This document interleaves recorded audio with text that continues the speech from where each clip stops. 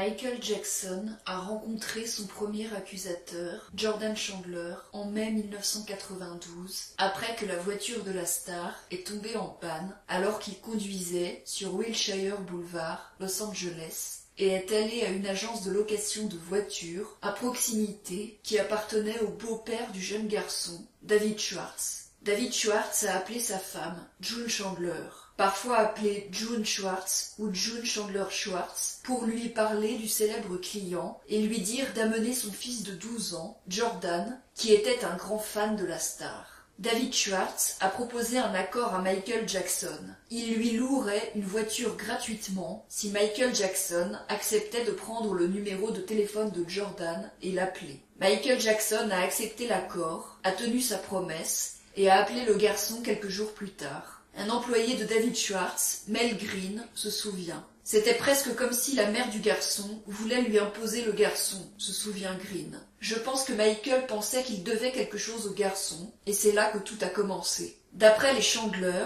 avant cette rencontre, ils ont eu 2 rencontres fortuites avec Michael Jackson dans les années 80. Apparemment, après que les cheveux de Michael Jackson avaient pris feu en tournant une publicité pour Pepsi en 1984, Jordan et sa mère lui avaient envoyé une lettre de bon rétablissement pour laquelle Michael Jackson les a appelés pour les remercier, et il les a aussi invités à une audition avec une chance pour Jordan d'apparaître dans une publicité avec Michael Jackson.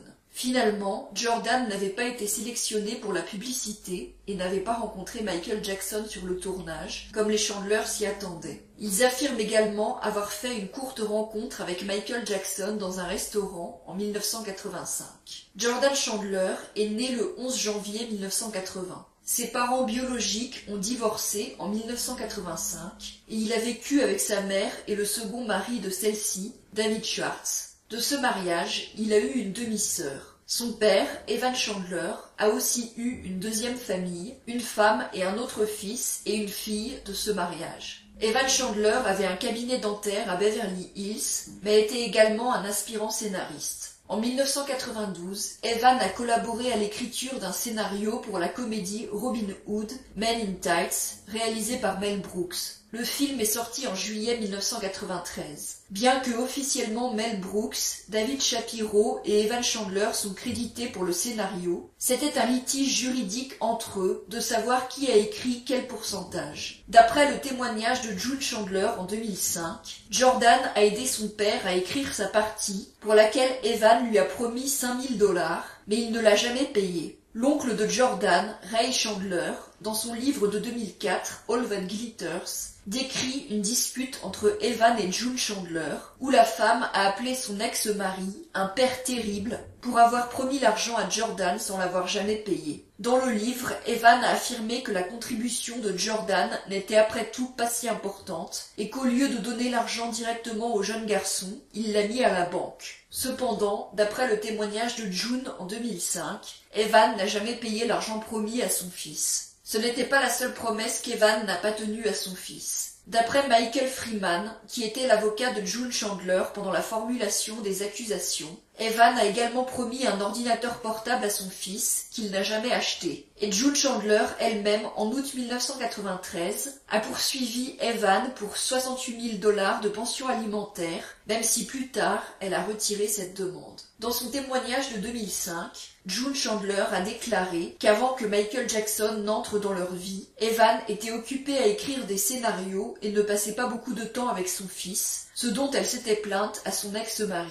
Il y a aussi plusieurs témoignages sur le caractère violent et abusif d'Evan Chandler. Dans son article de 1994 pour le magazine GQ, Mary Fisher cite un ami anonyme de la famille qui a déclaré « L'une des raisons pour lesquelles June a quitté Evan était son caractère ». Plus loin, dans le même article, Fisher décrit un incident survenu dans le bureau de Larry Feldman, l'avocat civil des Chandler pendant les accusations, en 1993. D'après les sources de Fisher, Evan Chandler a complètement perdu la tête et a battu Dave Schwartz. Schwartz, s'étant séparé de June pendant cette période, était empêché de prendre des décisions concernant son beau-fils, et il en voulait à Chandler d'avoir pris le jeune garçon et de ne pas le ramener. Dave est devenu furieux et il a dit à Evan que c'était de l'extorsion, de toute façon. Après quoi Evan s'est levé, a marché et a commencé à frapper Dave, dit une deuxième source. L'oncle de Jordan, Ray Chandler, dans un article qu'il a écrit en 2005 pour son site web maintenant disparu, a tenté de minimiser l'incident en le décrivant comme un coup de poing dans le feu de l'action d'une dispute à propos du règlement financier qu'il n'avait même pas encore reçu. Mais il concède qu'Evan a effectivement frappé David Schwartz. Il admet également cet incident dans son livre. Jusqu'à présent, Evan avait consciemment modéré son ressentiment, mais dans la chaleur de cette bataille verbale, il a jailli de son siège et giflé Dave au visage. Plusieurs avocats se sont intercalés entre les deux hommes et les ont séparés.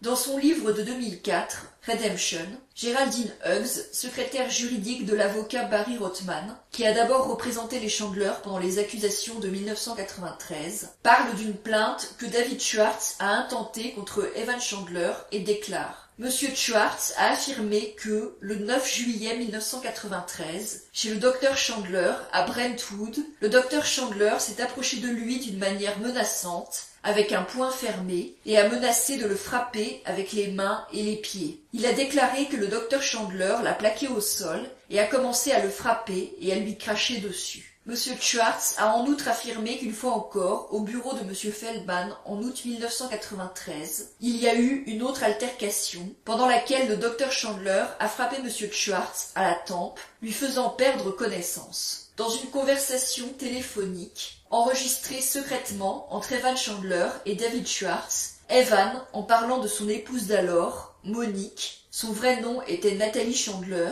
mais le pseudonyme Monique a été utilisé dans la transcription et dans le livre de Ray Chandler, dit qu'il la tuerait s'il apprenait qu'elle le trompait sans le lui dire avant. Elle va partir au festival de Cannes l'année prochaine. Non? Tu sais ce que c'est? Ce festival du film est une putain de partouze. L'année prochaine, sans moi, d'accord? Maintenant, si je n'ai pas eu la chance de lui parler de mes peurs, de mes probablement lui tirer dessus, ou je divorcerai. Et tu veux savoir ce que je lui ai dit? Je lui ai dit ça. J'ai dit à June. Monique, j'ai dit. Si jamais tu veux coucher avec quelqu'un d'autre, ou si tu ne m'aimes plus, si tu viens vers moi et que tu me dis que, hors de la maison et baiser sa cervelle, je t'aimerai pour toujours, je te soutiendrai et je te souhaiterai bonne chance. Mais si c'est l'inverse, tu me baises d'abord et ensuite je te tue. Point.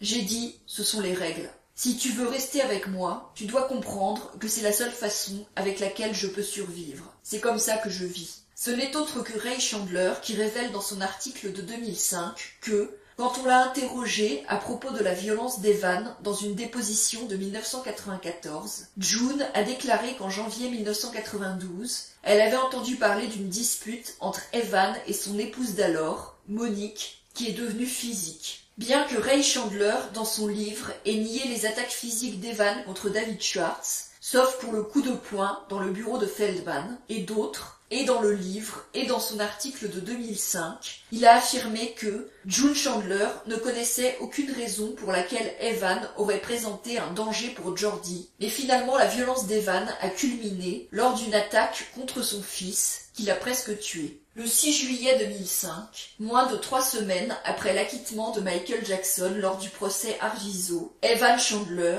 a frappé Jordan sur la tête par derrière avec un poids de 12 livres et demi, puis aspergé ses yeux avec du gaz ou du poivre et a essayé de l'étouffer. Plus tard, un juge a trouvé que le poids aurait pu causer de graves blessures corporelles ou la mort. Le 5 août 2005, Jordan a obtenu un ordre d'interdiction temporaire contre son père. Bien que le juge dans cette affaire a déclaré qu'il n'a vu aucune preuve que l'accusé, Evan Chandler, présente une tendance à un comportement abusif et de contrôle, et avec cela a rejeté la demande de Jordan pour un ordre définitif, les incidents cités ci-dessus, considérés ensemble, constituent en effet une tendance. Ce n'était pas la fin des litiges judiciaires entre Evan et Jordan Chandler. Le 24 juillet 2005, Evan Chandler a déposé une plainte contre Jordan qui avait à voir avec le fonds fiduciaire de Jordan. La plainte a été rejetée en 2007. La relation de Jordan avec son père semblait très ambivalente, tandis que la relation d'Evan avec ses autres enfants était pratiquement inexistante après les accusations. Comme mentionné précédemment, selon le témoignage de June Chandler en 2005, avant que Michael Jackson n'apparaisse dans leur vie, Evan ne passait pas beaucoup de temps avec Jordan. Pendant et avec l'aide des accusations de 1993, il a ensuite réussi à obtenir la garde du jeune garçon qui, en 1994, était multimillionnaire en raison de l'accord financier avec Michael Jackson. En 1995, cependant, Jordan s'est émancipé de ses deux parents biologiques et il est parti vivre pendant un temps avec la deuxième épouse d'Evan, Natalie, Monique, et ses jeunes frères et sœurs. Natalie a divorcé d'Evan et a épousé plus tard un scénariste de Hollywood qui a élevé les deux plus jeunes enfants d'Evan comme les siens. Evan n'a pas montré d'intérêt pour ses deux plus jeunes enfants. Il était seulement intéressé pour maintenir une relation avec le multimillionnaire Jordan.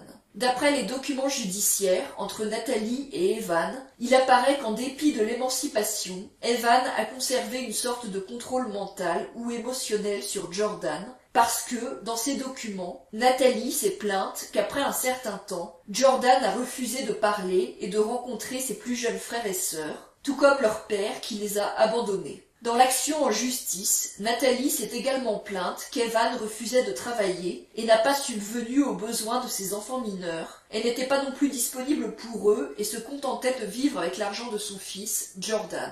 Elle a également déclaré qu'Evan s'était coupé de tout autre membre de la famille qui était en désaccord avec son comportement. Même son fidèle frère, Ray Chandler, a admis dans son livre All That Glitters qu'Evan avait négligé sa famille après les accusations. Cela donne une autre vision de la représentation d'Evan comme un supposé père inquiet, le seul adulte responsable dans la vie de Jordan, la seule personne qui se souciait de son bien-être. Jordan lui-même n'a jamais publiquement abordé ces accusations et a toujours fait profil bas. D'après les documents du FBI sur Michael Jackson, lorsque les procureurs lui ont demandé de témoigner lors du procès de 2005 contre Michael Jackson, Jordan a refusé et leur a dit qu'il combattrait légalement toute tentative de le faire témoigner contre Michael Jackson. L'avocat de Michael Jackson, Tom Mesereau, a dit qu'il avait des témoins qu'il aurait appelés si Jordan avait témoigné. Ces témoins étaient des gens qui avaient connu personnellement Jordan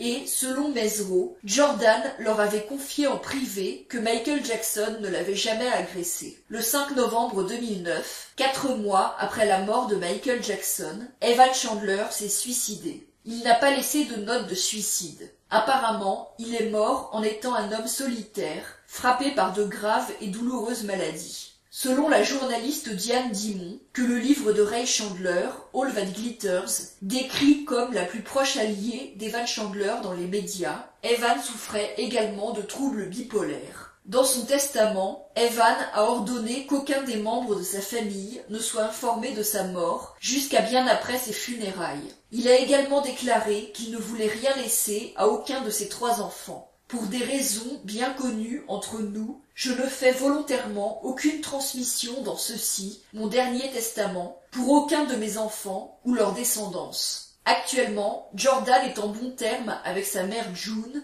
et il est également proche à nouveau de ses jeunes demi-frères et sœurs et de leur mère Nathalie.